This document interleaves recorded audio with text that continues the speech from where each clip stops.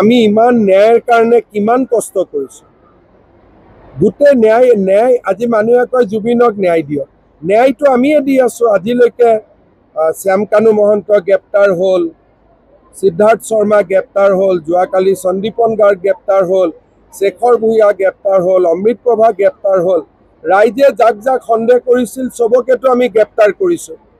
গতিকে ন্যায়ৰ কাৰণে যদি ধন্যবাদ পাব লাগে বিজেপি চৰকাৰখনে পাব লাগে।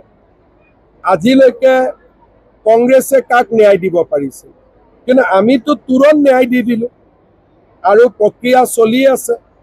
গতিকে আমাক ক্ৰেডিট দিব লাগে, ক'ব লাগে যে আৰু চৰকাৰখন আগুৱাই যাওক, আমাক ধন্যবাদ দিব লাগে।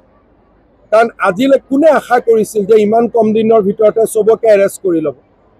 প্ৰথমতেতো কৈছিল নাহিবই, বেইল লৈ ল'ব, জামিন লৈ ল'ব, হিমন্ত বিশ্ব শৰ্মাই নাটক কৰি আছে।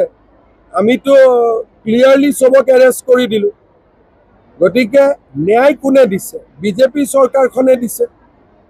আজি বিজেপি চৰকাৰখনে জুবিন গাৰ্গৰ কাৰণে যিমান কৰিছে, কংগ্ৰেছ থাকিলেতো তাৰ 10% নহ'লহেঁতেন।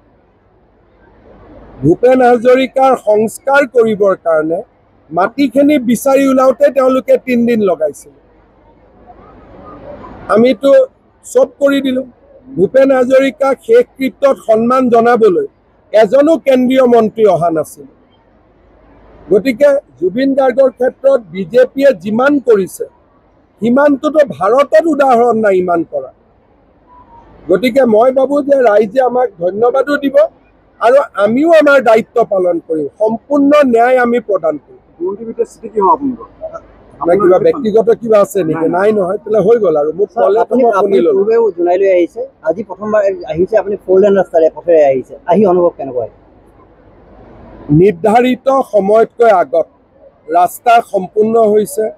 প্ৰধানমন্ত্ৰী ডাঙৰীয়াক ধন্যবাদ জনাইছোঁ।